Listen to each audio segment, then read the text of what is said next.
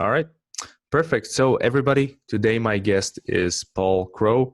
Paul is the CEO of Intersect, which is the partner for organizations that want to deliver incredible digital products and experiences. They build large and complex deployments for the Fortune 100, also well-funded startups, but they are also small enough to retain a boutique approach. So this is very, very cool. And thank you very much, Paul, for being here. Thank you very much for having me. Looking forward to the conversation. Yeah, and so for people who are listening, you're based in Canada. So how did you get into the position of being a CEO of Intersect? Maybe you can give us some background into, how did you start, and then where's the company now in terms of employee size or something like that? Yeah. Love telling and sharing this story. So I have no idea how I found my way to this position. Um, I was always interested in technology, but playing with computers. I was lucky enough to be one of those kids that their parents bought the one for them in the early '90s. Mm-hmm. I think we got our first computer in '91 or '92, so I would have been 11 or 12 years old. And I played with it, but business was the thing that always interested me. And I've always been a creative person. My mom loves to tell stories about, at a young age, my creativity. And so as I got older and I was going through school, I was doing business in school. And I really wanted to find a career where I could kind of balance the two worlds of creativity and business. And so out of the gate, that actually led me into the advertising world. I thought, what a better way to use creativity to drive and build businesses forward. And when I landed in the advertising world, it was 2003, 2004, and this thing called technology was starting to really kind of shake things up there. ECRM platforms were coming in. Companies that were spending 30, 40, $50 million a year on direct mail were investing in ECRM to try to save millions of dollars on, printing and mailing direct mail when they could just send an email for a lot less overall cost. And then quickly on, the backside of that, Flash launched. And so, the dial-up speeds that we had back then and the internet speeds, everyone's website sucked in the early 2000s. Flash was kind of really the first time that brands could build compelling brand experiences. Everyone's websites were brochureware. Mm-hmm. And forms and fields and static text, really boring. And Flash was a really interesting, phase to go through. And then kind of on the other side of that, scalable CMSs, scalable analytics platforms, and then 2006 YouTube launched. 2007, 2008, I think Facebook came to Canada and opened up beyond just students, and Twitter became kind of a real thing for business to pay attention to 2009. So I went through that entire phase and I thought I was going to get into advertising. And then all of a sudden I realized in maybe 2005, 2006 that I've been working on technology the entire time. I've been working on helping brands and organizations figure out how to use technology to push forward their advertising, marketing, business agendas. But the thing that I started to kind of get disenfranchised with at that time was that everyone was really thinking about technology as channels, not products. And I really became a little bit, I'd say, frustrated with that people thought their website was a channel to talk about things or to sell things. And they weren't treating their website as if it was a store, as if it needed to have its own P&L and be able to stand on its own 2 feet. And it could really have like product thinking put behind it, not channel thinking. The same thing then in 2009, the App Store opened up and saw this opportunity to really get organizations, because apps were at that point brand new, to think properly about how to use mobile applications. And that was to use them as a product, not use them as a channel. And so that's when I left my, technology advertising career and got into a full service technology,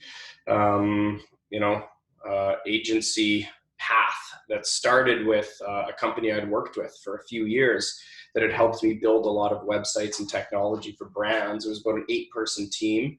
The company was called Bean Oceans. Got along great with the founders and the partners of it. And we worked out a deal for me to come on full time, and came on board as essentially co-CEO in March of 2011.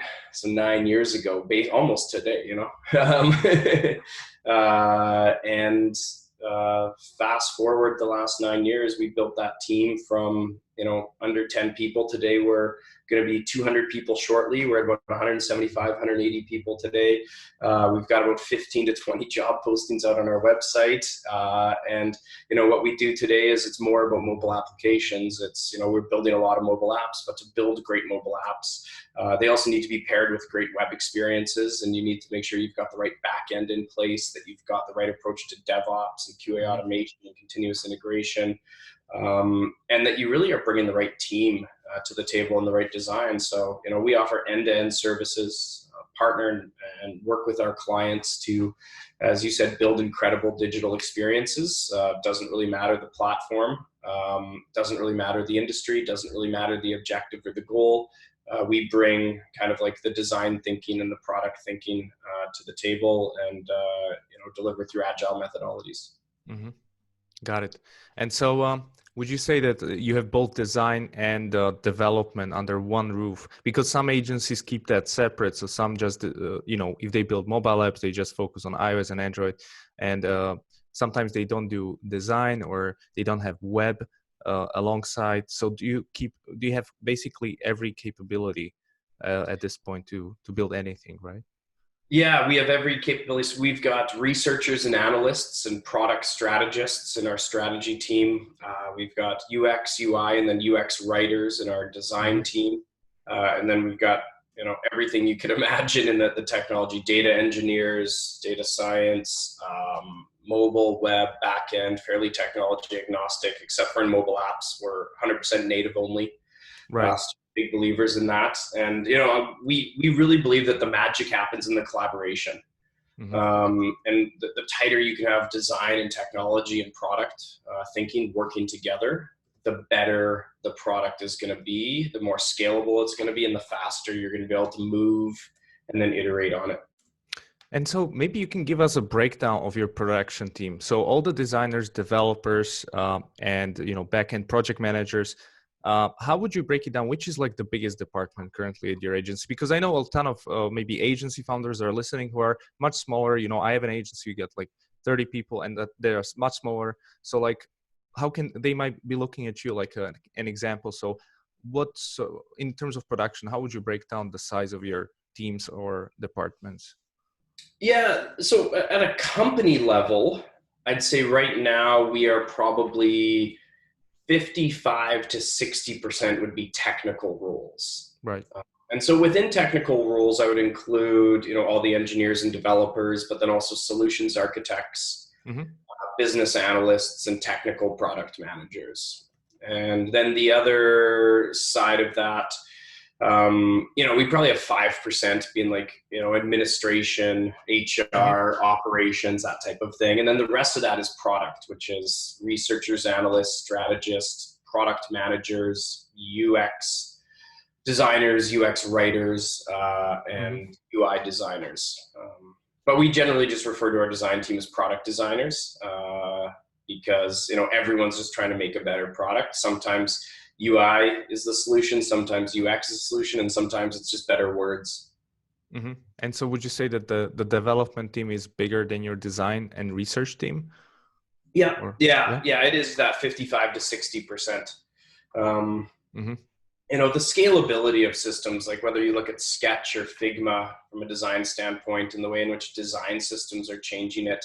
Once you get into production, you might need 3 engineers per platform, but you only need 3 people on the design team for everything, covering web, so just because of that reasons where, back in the days of Photoshop and design systems didn't really exist. And we were having to go through full wireframes, designing every page, the waterfall approach. Design teams were a lot larger.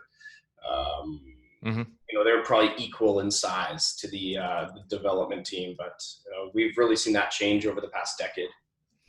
And so you've mentioned you only focus on native apps. And so what's your take on cross-platform technologies like React Native and all these things, Flutter? And also because I see some agencies just branded as like a technology. So like there's a software company just says, we're React Native developers, which seems to me very weird to just be focused on one thing because it's essentially owned by Facebook. They can just shut it down and then you have to rebrand. So like, why did you decide not to do that and focus like on an end-to-end product development, being more kind of premium than just like one tech stack or something? Yeah, we focus on enterprise or large, well-funded startups. So the startups we may work with, they're really not startups anymore. They're just private companies. They're at Series C, Series D sort of level. And so, first I'll comment on kind of the cross-platform technologies. Right. Flutter is one that we're closely paying attention to, and we're continuing to play with Flutter. We've got people that we might be in some of our prototyping exercises, dabbling with it. We're always checking in on React Native because that was one that we had some hopes for. But when you look at the needs of enterprise organizations versus some of the startups that might be able to leverage these types of technologies, most cross-platform technologies may be able to enable cross-platform, but they usually lead with one. And that was a great example with React Native. You can't have your iOS product so much further ahead than your Android in quality, in its ability to perform. And so in the early days, there was a lot of challenges with that. The second is when we look at our enterprise customer needs, so a lot of the things that are happening right now around accessibility and the requirements for accessibility for banks, insurance companies, healthcare providers, being legally and regulated and mandated. When you look at how native platforms offer accessibility, the access into it, it takes off so much overhead off of the product to be able to launch an accessible product from a native standpoint. What do you mean by accessibility? So the ability for someone who might be blind to use the app, like there's the native app readers. And it's just so much more effort to do that. And when we're working with a lot of companies that there's regulations happening throughout Europe and North America and other parts of the world saying that, by 2021, in a lot of the regions, you have to be offering a fully accessible product. If you're going to offer a way to engage with your business, it needs to be accessible, and there's going to be large fines in place. And so the overhead of that is one thing that we saw in the early days. The other is when you've got large applications that might have a number of product teams within them, there's continuous and constant launching. And so that whole idea of one code base to serve all, you never end up seeing it. Little things, like if you're going to actually, approach Android separately from iOS, you don't need the back button in your applications in Android. It's a part of the hardware. So then all of a sudden you start to have diverging code bases. And if you want to take advantage of human interface and material design in Android and deliver the best Android and the best iOS, you're not going to be able to do that through one code base. Then you also have the challenges of regression testing at enterprise scale. If you need to do a security patch update or an OS update just for Android, for example, you still need to go through and do regression testing across all of the iOS platforms you support. Where if you're on two separate native platforms, you can be a lot more nimble, and those teams can run separately. And then you also start to see things diverge with, Apple Pay, all the different versions of Android Pay, wallets, all these different native features that are coming out. And you need to wait for these cross-platform platforms to integrate into that and to figure out how to do that in a performant, scalable, secure way. Where if you're building on native, you have a chance to move quick, move fast, and there's a lot less challenges involved. And then the other thing we look at is the communities and open source that support these platforms. When Airbnb and even Facebook now starting to move away from React Native, you're seeing a lot less open source. You're seeing a lot less forums where you can, find information that can make our developers great. So that's one side. And then the other is when you look at design, our designers want to deliver the absolute best experience they can. And we still firmly believe that the way to do that is native.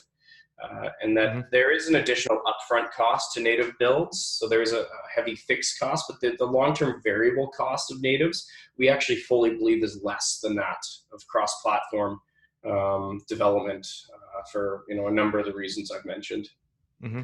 Yeah, I was actually reading a blog post on Medium from the CTO of Airbnb when they were replatforming, and he was posting every, I think, 3 months, going through first deciding for React Native, and then they had to change everything and just revamp the entire team, which is a huge team. And so your clients are mostly from Canada and the US, would you say? Yeah. Revenue-wise, probably 50% of our revenue comes from Canada, 50% comes from the rest of the world, heavily US, a couple United Kingdom based clients we've had. We've had a couple pop up in France or Germany over the years, but heavily focused on North America. Time zones help out, language helps out, network helps out, but I think the way that the tools and technology exists today, it's easy for a technology company to work with anyone, anywhere, if they really want to figure it out. Yeah, I think one thing maybe people can be asking, like, well, how did you get into the position where you could work with Series D startups or enterprise and, build teams around that? And then because these people value long-term thinking and they are not like, underfunded startups who can't, see further than the next funding round. Like, for example, I'm now scaling up also agency where we now very close to signing a contract with a unicorn, which is a completely different thing than like some startup or something. But the enterprise is kind of very long and complex RFPs, which I don't really like. But again, it's a different scale where you are at. So how did you get into that position where you could actually pick those best clients and didn't have to work with small businesses or startups or somebody who didn't value the work? Because that's major challenge for 100%. And I mean, there was a time when we were 10 to 20 people, a lot of our work was more with like medium-sized businesses, and the average project size was a lot smaller. And it was kind of an evolution. We were working with a number of startups, and I think luck plays a lot to do with everything, but the formula for luck is getting up and working hard every day and doing right by people. So some of our first large enterprise projects came to us just through our network, obviously. But then the other side is when we were smaller and we were working with a lot of startups fail. And a lot of enterprise companies want to hire people who've been at startups because they understand how to move a little bit quicker. They understand how to do better prioritization, ignore bureaucracy. So we're lucky enough as well to have a few of the startups we worked with. Senior people from that might have been hired into these enterprise organizations to come into their innovation department, their labs team, or whatever it might be. And then 2-3 months in, they pick up the phone and called us to say, hey, we want you to come work with us. And when we started working with a lot of enterprise companies, probably around like 30 to 50 people, our internal mantra, it was never fully stated, but everyone understood that we wanted to continue to work the exact same way. And so it was kind of like, how can we help these organizations, enterprise organizations, think and act like a startup? And so we wouldn't just because someone says, oh, we can't release software that way, we have to do it this way. We wouldn't just say, okay, we'll do it that way. We'd question it. We'd find a way to maybe hack the system or move faster or change their processes to be like, well, that's a lot of overhead. That doesn't make sense. That's not the way a startup would approach it. And there was a phase when that worked. And then, as we started doing more and more larger projects with enterprise, that whole promise of think and act like a startup evolved to just making incredible products, because that's the goal of any startup. They want to make an incredible product, deliver world-class digital experiences where we are today. But we've always kept the values of moving fast. And today we articulate with a lot of bringing momentum to our clients. Because momentum can come in a number of different ways. And that's what we really focus on, is if we can bring momentum to our clients, that's where a lot of organizations get stuck.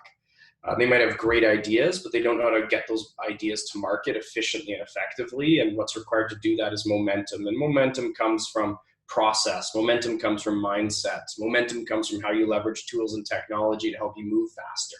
And there's a lot of elements. So, we do a lot of organizational transformation, I guess, alongside of our projects today. And so, yeah, that's kind of just been that evolution from working with those small businesses to how we got into the large, as we sort of evolved our mindset. Mm-hmm. And we, I think we've always delivered great products and great processes to our clients. So as they've evolved in their careers or have moved on, they've brought us along with them. And the offices you have only in Canada or somewhere else as well? Correct. Yeah, 100% of our team is based in Toronto. Okay. And when you talk about enterprises, you're talking about enterprises with a large consumer base, launching basically new products for them, right? You're not talking about, let's say, like a B2B enterprise doing, or do you work even on like internal kind of robotic process automation systems for them, or mostly launching new products for these enterprises? Yeah, we do. RPA is something we haven't really dabbled in, but we do a lot of B2B products. We do, also a lot of like what we'd call B2E, business to employee. Right. So like some of my favorite projects are actually that. We were hired to build call center software for a company that had, a few thousand people in the US in call centers. And they had to use 3 different programs in like one call. And so they're constantly opening this, closing that. Mm-hmm. And, like we went in and observed them working in their call center, and their desk would be covered in Post-it notes just to manage a phone call. And so the happiness and the retention rating in this call centers were dropping because doing their job was so difficult because they were given really crappy tools. Mm-hmm. And so, we went in and we built a piece of software. We built call center software for them so they could have one product to manage all these calls that worked the way they did. And their training went from like 28 days to 3 days. Their happiness went through the roof. And so like when you can have impact on the software, and so the business to employees type work is some of the most gratifying projects to work on, because you can actually just see in people's faces after that it's like, this is my tool, this is amazing. And that can go a long way. The business to consumer is still a large part of what we do, but even some of our projects are B2B to C, in a way in which we're building kind of both sides. We're building the portal that an organization might use to communicate and work with the mobile apps or the websites that the customer is using. So building both sides of that box. To make everyone more efficient and to help the companies grow. I'd say especially those B2E projects you've mentioned, they might be very kind of hard to get to, because those companies like Deloitte or PwC, they tend to get those larger projects just because of the brand name in the enterprise. They usually handle that. So it's, how do you compete with those big kind of 5-4 companies who tend to do all these things usually? Yeah, it's about finding people with the right mindset. And so when we can very quickly identify in a sales cycle, for lack of a better term, if a company calls us in to build something like that, the mindset that they want to go to. And if they want to go through a what I'd call long and overly drawn out process, we know they're not for us. We've gone in and pitched clients where because we start everything with rapid prototyping, not PowerPoint presentations. And we use rapid prototyping to align internally and externally, get the internal feedback, get the internal alignment, get everyone internally inspired in the right direction, and then get the feedback from the potential users, whether they're employees, customers, or other businesses that they're selling to, or partners. And there's people who just can't understand that. They're like, hold on, but you're not going to first go out and do all this research and then present us a PowerPoint deck about strategy. And we're like, no, the act of prototyping is the act of discovering the right strategy. And it's faster, it's more efficient. And then when you're aligned on the strategy, you actually have finished your initial stages of design and product planning, product thinking. So now you're ready to move into essentially your sprint zero planning, so you can move a lot more efficiently. And there are some organizations that just, they can't wrap their head around how that would work. And so very quickly you can see in the eyes of people whether they're getting it or not. And you're like, no, you should just go work with a Deloitte or a Sapient or Accenture, whoever. You're not right for us. But then the other people who their eyes light up and they're like, what? We don't have to start with like a $800,000 research phase, and you're not going to walk us through a 200-page PowerPoint at the end. Like, we're going to get to doing work quickly. Then we instantly, those are the ones we lean into. But why do those people? How could they be mad at that? Like those guys who prefer to work on like with a shittier process, like how does that make sense? Um, a lot of those people have been in an organization for a long time, Mm-hmm. or they've been in the same industry for a long time. And so they're very risk adverse and they're trying to protect their job. And the Okay. way in which they think they can protect their job is by doing what's familiar to them. And they want to feel in control. And so they can feel in control if a project has a whole bunch of different stage gates, like step one. You're going to go and come back with strategy. Okay, we're going to approve that and get a whole bunch of people internally aligned on that. Then step two, we're going to move into, some project planning or whatever it might be. Then we're going to start to, do the development and we're going to get all these people on board. But fast forward 10 months, you're at that stage. Technology's evolved, the needs of the users evolved, and you're left behind. And they're doing it just to cover their asses. Mm-hmm. Where it is riskier to introduce a new process to an organization. And that's why you got to find the people who are going to work the way you want to work and then try to work with them as much as you can. I guess it's because they can be fired if they make a bad decision. So Exactly. that's their thing. Yeah. Yeah. There's an old adage, like no one gets fired for hiring IBM. Mm-hmm. If the project goes sideways, you can be like, but we hired IBM. Like, that's not my fault. It's IBM's fault, and so trying someone new, trying someone smaller, trying someone that's bringing a unique process in inherently brings risk to the table. And there's certain people who live their lives trying to avoid risk. And there's certain people who live their lives trying to do the right thing. And the hard part of business is finding those type of people. And so it seems to me that you prefer working with long-term clients with kind of scale up enterprise level. So what about launching your own startups or products? Have you actually thought about it or tried it in the past, kind of spinning off another business model while you're running an agency, since there's many schools of thought on this, like, because majority of agency owners are not good founders of like startups. They tend to fail. So what's your opinion on that? So we've tried it, that's for sure. In the early days, we were trying, we were investing in startups by doing development work for equity. Yeah. None of those really worked out. It's not an ideal value exchange. I don't recommend it to anyone. Yeah, that's not good. Unless they're at a point where on the other side, you think they could acquire you and roll in your entire business. We did build a startup. It got to some fairly decent revenue quickly within our company. It's called Gallup Labs. It was essentially analytics software to help understand your user base and identify the potential future value of them. So heavily focused on retail apps, gaming apps, that type of thing. We raised $3.5 million seed round for that. We spun it out, and then it never got beyond that point. Ended up getting acquired, year and a half, 2 years after raising that seed round, but not the story we wanted. It wasn't a positive acquisition. It was a required acquisition. So a company called Big Viking Games bought kind of like the pieces of that, and so we spun it out. We had a good time. We didn't have a decent product. It just wasn't successful.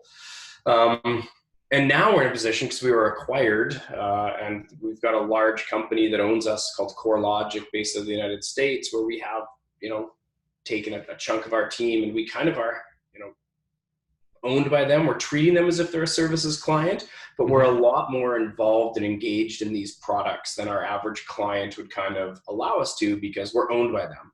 Yeah. And they're not worried about, at some point we need to separate from our products from Intersect, or we need to be able to internalize them, which is a lot of our clients' desires. With CoreLogic, we are one CoreLogic. We just happen to be Intersect, the services arm of it. So we are really getting an opportunity over the past year to dive really, really deep into some products. And it's been a great experience, and the team's really enjoying it. And so you were CEO when you were acquired? Correct. Yeah. And that happened when? Well, funny enough, we've been acquired twice in the past 4 years. So 2015, June 29th of 2015, we were first acquired by a company called Symbility, and Toronto-based publicly traded company focused on building SaaS software for the insurance markets. Insurance is still an industry that's really far behind in their adoption of consumer-facing technology and technology in general. So we saw a huge opportunity to work with them and their insurance clients to build that out. We were acquired by them for about 3.5 years or so, and then a company called CoreLogic came in and acquired both us and Symbility. They acquired the entire business, and that was a year ago. And so, it's been a pretty crazy transformation. I think when we were acquired by Symbility, the total market cap of the businesses was around $35 to $40 million. And then when we were acquired by CoreLogic, we were acquired for about 160 million. And now we're part of, multi-billion-dollar organization, CoreLogic. And so it's been a crazy almost 5 years. But we still, kept our values, kept our value proposition strong. Our cultures remain great, and we've been able to stay a little bit outside as our own brand and our own firm on the side. So, it's been a very successful process, I'd say, of 2 acquisitions, and it's something I'm really proud of. So you still kind of have your own website and you can do your own things, but you're part of these companies. But why did they have to keep you as a CEO? Because usually when you get acquired, you can just leave maybe, or you have to stay for a certain period of time. So was there like a reason why you stayed, or? Yeah, because our business hasn't really changed. A lot of times when companies get acquired, they get acquired and they get integrated. Yeah. The organization. Like, we're still the same business, we're still slightly separate. I like to talk about it internally that we're almost like, a satellite floating around and circling CoreLogic, which is, this massive company and organization that we work with and we benefit a lot from. We leverage them for a lot of like HR, finance, operations, auditing, like all the sorts of stuff that you need is in a large business. We have, so we can just stay more focused on building and growing our business. Right. Yeah, and they don't have a services arm. Everything else they do is they're selling products, solutions, and data. But they need our capabilities internally. And a lot of their clients need our capabilities. So over the next few years, we're hoping that that's a big part of our growth story, is working alongside CoreLogic on, clients, their products might solve 25 to 30% of their clients' problems. We can come in and help them solve a bunch of their other problems with custom software. Right. Because I know a story. There's an agency here that got acquired. They had like 100 developers, and they were acquired by a huge software company. And then they were acquired because of the developers they had. So they just didn't want to just acquire an agency. And then the developers were put on the product because it's a product company, and they left, all of them almost. So it was very unsuccessful because after working in an agency on different projects, they just had to work on like a product which has 15 years and it didn't change, and it's like something they weren't really doing. So it's just finding out why. I don't know if you had that experience, but yeah, 100%. And that was one of our concerns. That's why I think it's so important that we remain a services firm. Because the people who can be focused on the CoreLogic products, we can rotate them off after 6 months or 8 months. They can come back to more the services side, touch 2 or 3 other industries in a year period, work on a few other projects, and then, rotate them back onto CoreLogic. And I think you can attract better talent by offering this kind of duality of business models. And I think also that every industry in the world needs to think less like its industry. And so if all we worked on was CoreLogic's businesses, which is insurance, real estate, property, mortgages, lending, those types of areas, you start to get very narrow in your thinking, where we're working on everything from retail to loyalty to gaming to, you name the industry, hospitality, tourism. Yeah. And so we can get inspired and we can learn things and we can think about different frameworks or different ways of thinking about problems, or we're getting exposed to different softwares through all the different clients. And so pulling that in, that helps us with all of our clients, including CoreLogic. So I think it's a really interesting model. And I actually think it's a model we're going to see more and more happen as we move forward, as the fight for talent gets more difficult and more clients need digital thinkers, engineers, that sort of thing. And a lot of these people don't want to go in and obsess about one thing for 365 days a year. Yeah. They variety is the spice of life. And so I think the balance between the two is something that's really powerful. And hopefully we're proving that out in our business case. Yeah, we had the same case. We have a fintech company, which is a product. They have like 30 people there, developers, but they are replatforming. And so we just hired the iOS developer from our own company, Yeah. basically for a couple of months, and then he can come back after like a year, which is great because it's like it solves the problem of recruitment and just balancing this. Like you get a project and then you need to hire somebody, and like that's always like the worst challenge for like agencies usually. Yeah. Yeah, and it makes for the large organization. The reason a lot of large companies actually move slow is because they can't A, hire fast, and B, they can't put the right size team on a project. They'll look at their bench or they'll look at their resources and be like, we have 8 people to put on this project. So 8 people to do this project is going to take 10 months. Where maybe if you could put 16 people on it, it would take 6 months. But they're like, oh, we don't have that ability. And if we were to go out and hire a team to augment us, it's going to take time to write an RFP. We have to go through procurement. We have to go through legal. We have to hope we pick the right partner. And then they're also going to charge us a massive hour rate. Where if you have an internal services team like us, they can look over there and be like, oh, can we just get 6 months of 8 people from Intersect? Pull them onto this, and then we roll them off that project and onto another client project on the other side. So we bring a lot of flexibility to how they deliver projects and products, and we enable them to do that, have that flexibility at a very cost efficient, from a very cost efficient angle. So I'm excited about it. We're a year in. It's been a good journey so far, and we're just going to try to continue to prove that business case. And maybe slightly touching on marketing and sales, do you have any specific tactics, except your own network? And obviously, you know people in Canada probably since you've been there throughout your life. So then, except that, do you have a specific sales team or marketing team that is, running paid advertising or doing content marketing or outbound campaigns, whatever it is that is driving lead gen or building your brand in the industry besides you as a CEO and maybe CTO? Yeah. Yeah, so we've got a marketing team. We've got what we refer to as our growth team, which has sales, partnerships, and kind of community management within it. And so I think all of our activities fall under 3 buckets. So brand building. I'm a massive believer, even back from my advertising days, in brand building and just brand recognition, and the importance of that. And so we're constantly doing things that we believe are brand building. A lot of things like sponsorships fall into that. We have done paid advertisements on the likes of LinkedIn, Instagram, Twitter. We bought and ran some video ads and some elevator networks. We found the elevators of all the companies that we wanted to work with, and we started to put ads in their elevators. So when you're awkwardly standing in an elevator 2 to 3 times a day, you've only got one thing to do and look at that TV.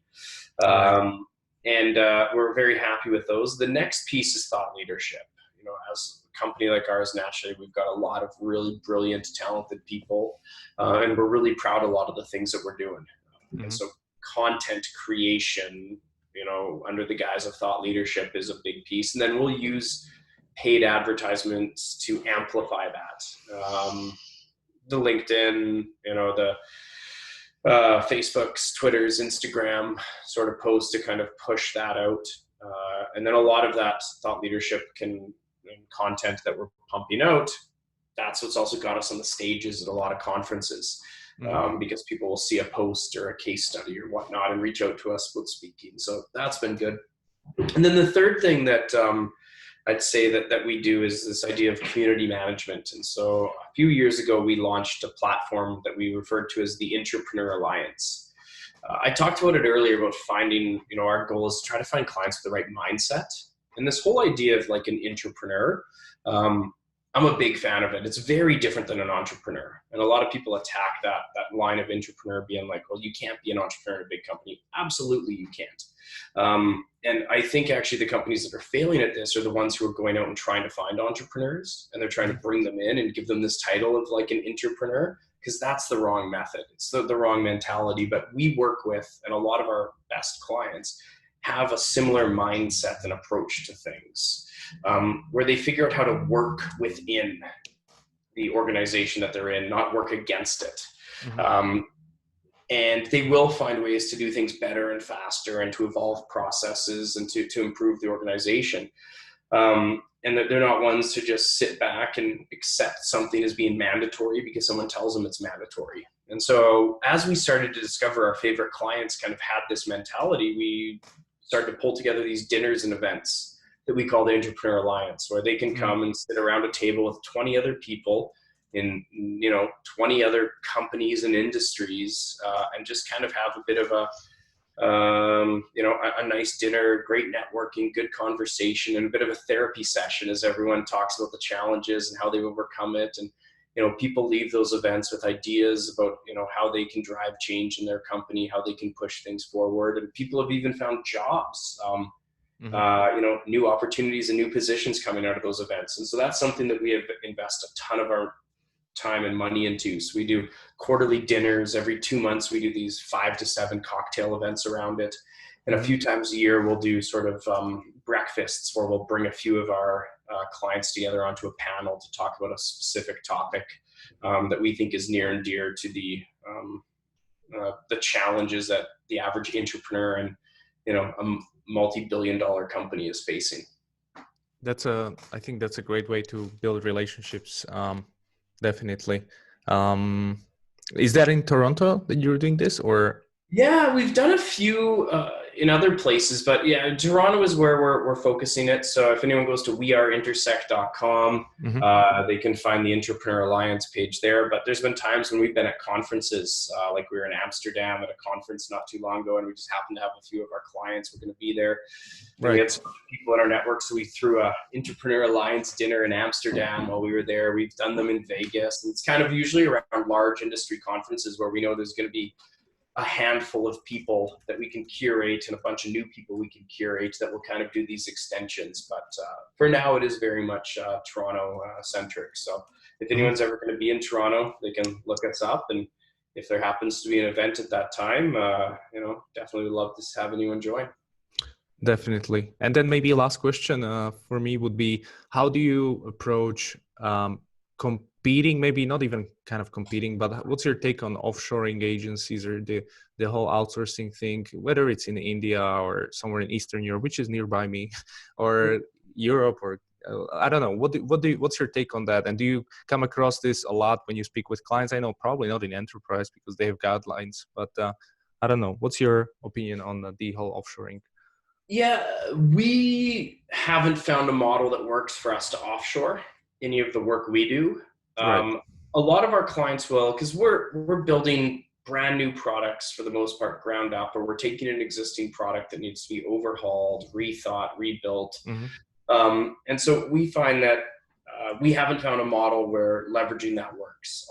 Where I think it works well is a lot of our clients, once we've launched a product, we've got it to market, it's working, it's making money for them. So fast forward 18 months, 2 years after we've launched, then there's a lot of like overhead for maintenance, eliminating technical debt, maintaining the code, maintaining security patches, scanning the open source networks, a lot of that stuff, which is more ongoing, what I'd call more menial tasks and high value tasks.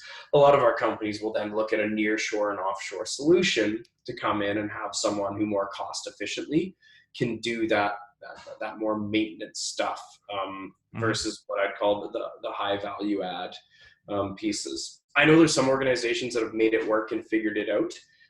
We maybe could if we put a little more time and energy to it, but it's not in our business model right now. As we continue to grow, it could become something.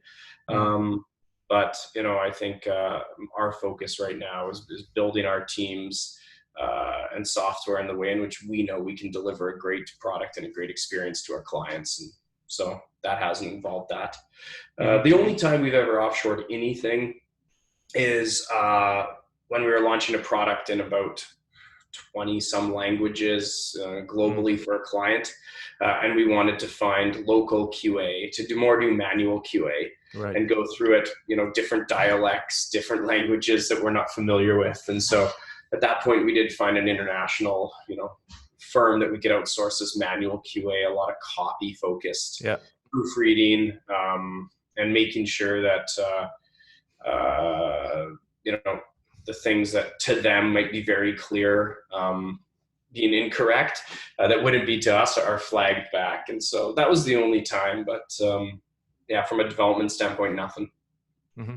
So you're not even planning, not the offshore, but to set up, let's say, an office in South America that would be under your kind of control. So it would be your guys. That's not kind of in your roadmap. Yeah, not currently. A couple Mm-hmm. companies that are similar to us, I know, have figured it out in South America or figured out in Costa Rica, because the time zones with Eastern North America work well.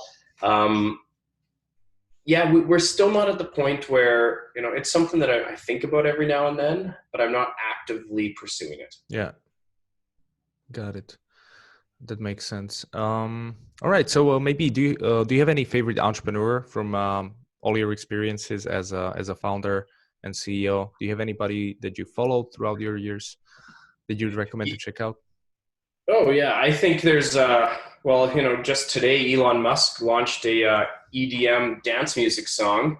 I woke up to that on Twitter. I just think his mindset and his approach and what he's doing is just mind blowing. But I think a lot of people,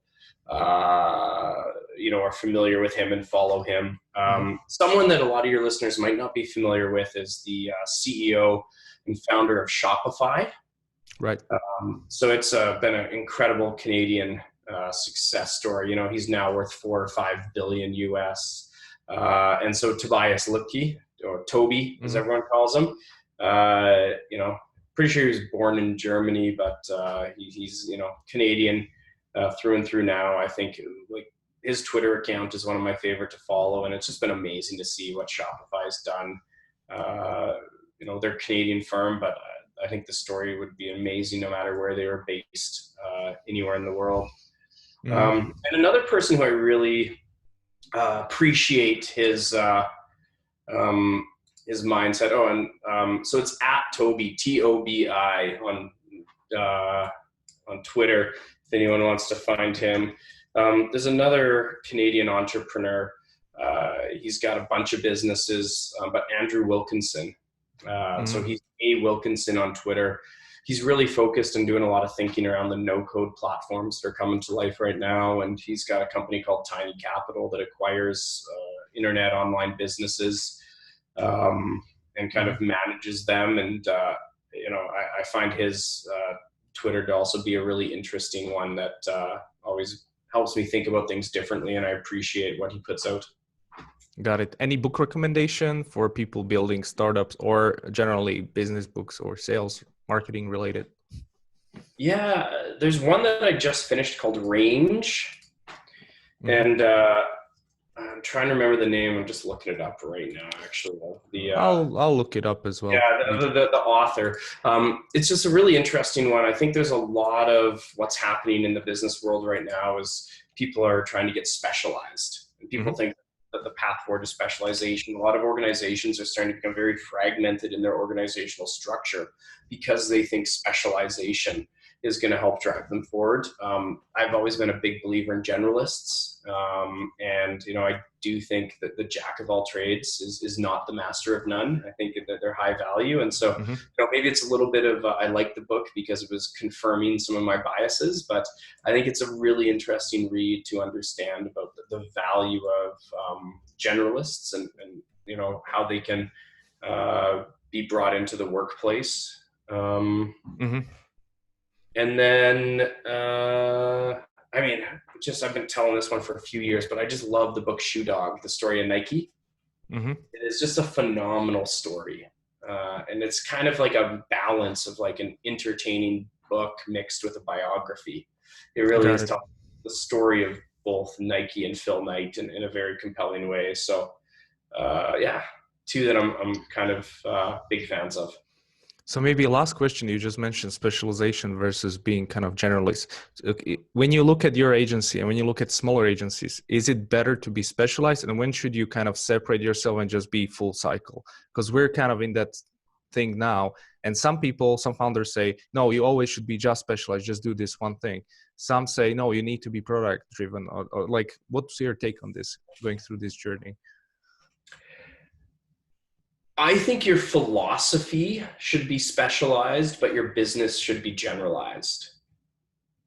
You know, I'll explain that with, at one point we dabbled about, putting the word mobile in our Yeah. name.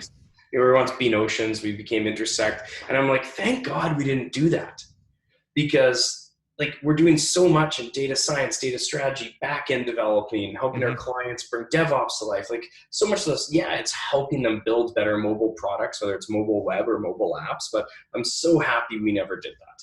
The Got other it. side is specializing in a technology. You could say we're a little bit specialized in native technology for iOS and Android, but that's not all we do. We touch, back end, front end, and we dabble in some of the non-native platforms from a prototyping standpoint.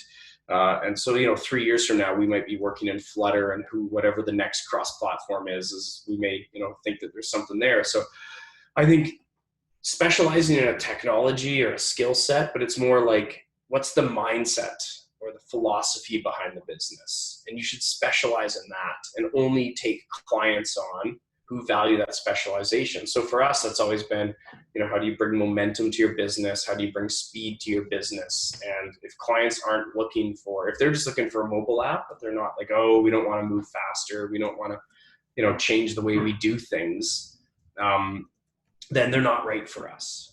And Hmm. so that's where we specialize, is in a philosophy or in a mindset. And we hold very true to that, not technology. Like Hmm. there's a lot of SEO firms out there. Yeah. There's a lot of like social ads firms out there.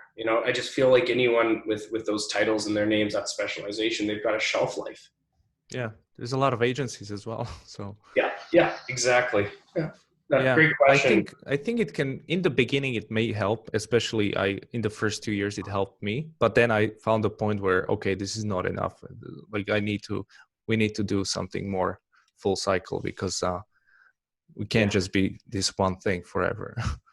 Yeah, and if you're truly an entrepreneur, you'd get bored out of your mind doing the same thing forever, right? So Hmm. it's also, specializing a business might be good if you plan to sell it off in 2 years and move on to your next thing. Hmm. But if it's something you want to do for a long time and you want to build and grow, then giving yourselves as many avenues for creativity and trying things, is the best avenue.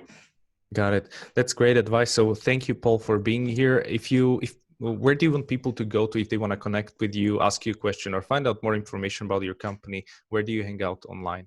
Yeah, I'm pretty active on Twitter. So it's at P Crowe. That's Crowe after the Hmm. P. Um, and LinkedIn, you can find me, Paul Crowe, Intersect. Those are probably the two platforms I'm the most involved and most active on. And they can always just drop by weareintersect.com and find my email address and contact information there if anyone wants to reach out from that angle. Awesome. So we'll have links both to your website and LinkedIn and Twitter. But thank you again for sharing the insights. I'm pretty sure this was valuable for everybody who runs agencies or different businesses. Doesn't matter. And yeah, appreciate it. And thank you for your time and reaching out. I enjoyed the conversation. Thank